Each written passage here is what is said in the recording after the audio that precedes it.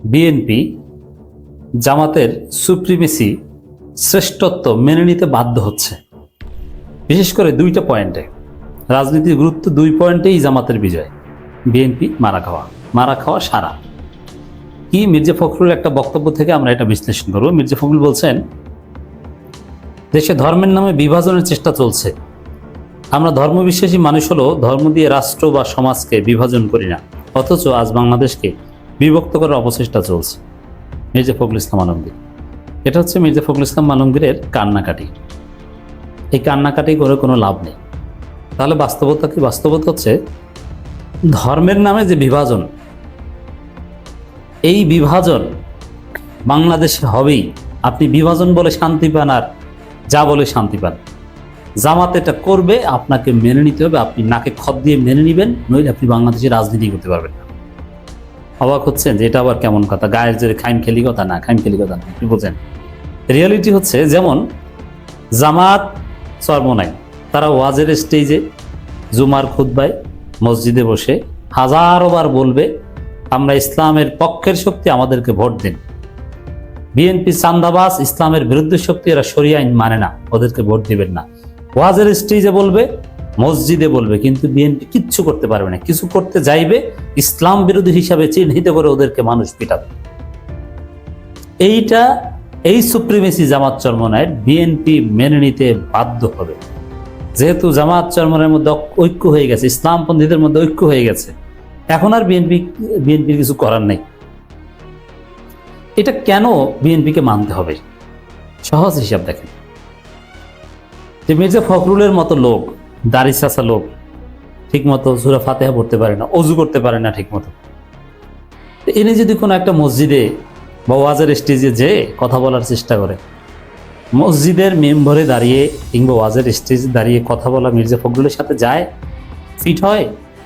ওয়াজের দর্শকরা, মসজিদের মুসল্লিরা তাদের কথা শুনবে? কোরআন হাদিস দিয়ে আধা মিনিট কথা বলতে পারবে মির্জা ফখরুল? দলিল দিতে পারবে কোনো? ইসলামের ভোট, ইসলামের দৃষ্টিতে ভোট কাকে দেওয়া উচিত অনুচিত, একটা কোরআনে আয়াত, একটা হাদিস দিয়ে মির্জা ফখরুল বা বিএনপির কেউ পারলে কথা বলুক? কিচ্ছু পারবে না। আর জামাতের লোক, চরমোনাইয়ের লোক কোন সিস্টেমে মসজিদে বসে তাদের পক্ষে ভোট চেয়ে যাবে? দলিল দিয়ে, কোরআন দিয়ে, হাদিস দিয়ে, আরবিতে।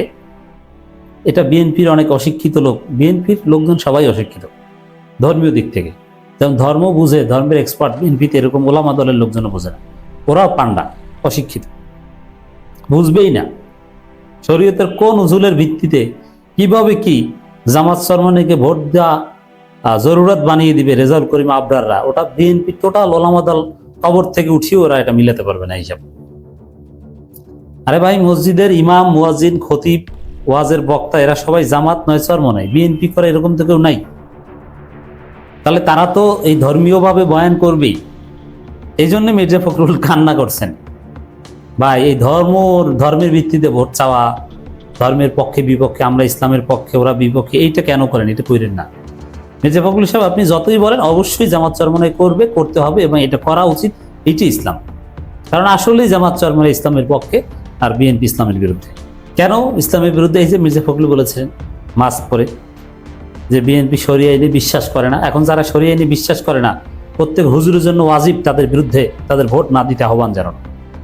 আর যারা বলবে আমরা আল্লাহর জমিন, আল্লাহর আইন কায়েম করতে চাই, পারুক আর না পারুক, যারা মিনিমাম বলবে আমরা কোরআনকে পার্লামেন্টে নিতে চাই, এই কথা যারা বলবে, এবং যারা নারাই থাকবে, আল্লাহু আকবার স্লোগান দিবে, পারুক বা না পারুক, শুধু এই কথা বলার কারণেই তাদেরকে ভোট দেওয়া আপনার জন্য ওয়াজিব। কত দলিল লাগবে? আমি দলিল দিয়ে প্রমাণ করব। বিএনপির এমন কেউ নাই যে এই দলিল খণ্ডন করবে। তার তো দলিল কি? এটি দলিল আদিল্লা। জাহেরি দলিল কি? আল হুকমু আলা জাহের কি? ও কিচ্ছু বুঝবে না। এবং আরো উসুলে ফিকহের বিভিন্ন পরিভাষা, হাল মাকাম কি, এবং হাল মাকাম অনুযায়ী যে ফতোয়া পরিবর্তন হয়, এটা কিচ্ছু বুঝবে না ওরা। আম কি, খাস কি, উসুলে ফিকহের টার্মিনোলজি ওরা বুঝে কিছু? নেভার।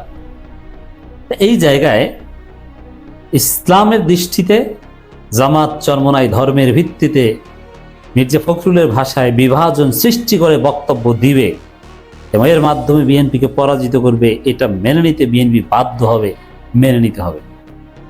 তাহলে বিএনপির সামনে লাইন কি? লাইন হচ্ছে ভালো হয়ে যাওয়া। এই শরিয়া বিরোধী নীতি থেকে যদি তারা ফিরে আসে যে আমরা শরিয়া আইন মানি না, এই উসুল থেকে ফিরে আসলে তখন সমস্যা নেই, কিন্তু এখান থেকে ফিরে আসতে হবে। তা আপনি ভারতের দালালি করবেন আর জামাত চরমনাই মসজিদে বসে আঙ্গুল চুষবে, আপনার বিরুদ্ধে বলবে না? হাজারবার বলবে।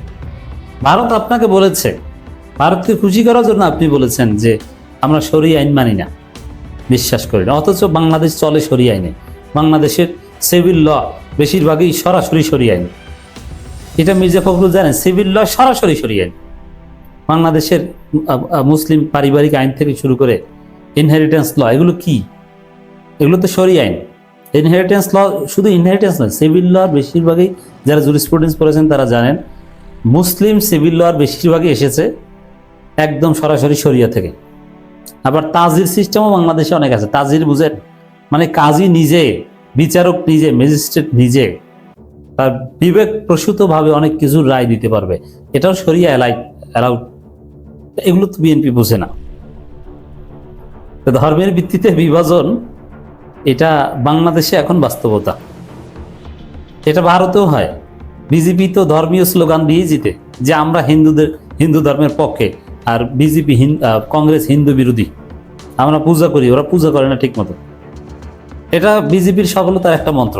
অতএব কিছু করার নাই মির্জা ফখরুল, আপনার এই কান্নাকাটি করা ছাড়া কিছু করার নাই।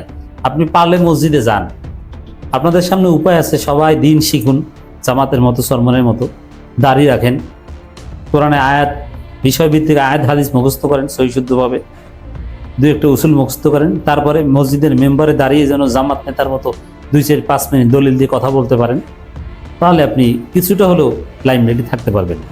ইসলামের পক্ষে না থেকে বাংলাদেশে কেউ নির্বাচনে জিততে পারবে না। সেটা হাসিনা আমলে সম্ভব ছিল, এখন আর সম্ভব নয়। তো এই জায়গাটা জামাতের সুপ্রিমেসি বিএনপিকে মানতে হবে। আরেকটা হচ্ছে, মির্জা ফখরুল বলছেন সাইবার যুদ্ধে হেরে গেলে পরাজিত হতে হবে। আরে ভাই, সাইবার যুদ্ধে তো আপনারা অলরেডি হেরে গেছেন। রাজনীতির ধর্ম প্রশ্ন এবং সাইবার প্রশ্ন, এই দুই প্রশ্নেই তো বিএনপির তমাশা। বিএনপি মারা খাচ্ছে বা খাবে। ডাকসু নির্বাচনের আগে জামাতের সাইবার ফোর্সকে বা নেটিজেনদেরকে বিএনপি বলতো এরা বট, আসলে এরা জামাত না, এরা প্রোগ্রাম। জামাত টাকার বিনিময়ে এই সফটওয়্যার ব্যবহার করে তারপরে কমেন্ট করায়, কিন্তু ভোটের পরে দেখলো যে আসলে এরা অরিজিনাল মানুষ এবং জামাত শিবির। সাইবার জগতে বিএনপির আছে কিছু ছাত্রী, শাহেদ আলমের মতো ছাত্রী, রাশেদ নাকি একজন আছে ট্রাফিক পুলিশ নিউ ইয়র্কের। এই টাইপের কিছু ছাত্রী আছে যাদের কোনো বুদ্ধিভিত্তিক যোগ্যতা নাই, কোনো এলএম নাই। সংসদের সার্বভৌমত্ব, সংসদ বাংলাদেশে কি সংসদের সভরেন্টি না পিপলস পাওয়ার না কনস্টিটিউশন বুঝে না, এটা টকশো করতে গেছে শিশির মনির সাথে। তো দর্শক, এই সাইবার ওয়ার্ল্ডে তো বিএনপি অলরেডি পরাজিত হয়েছে। তো এই দুই প্রশ্নে জামাতের সুপ্রিমেসি মেনে নিতে বাধ্য হচ্ছে বিএনপি, হবে।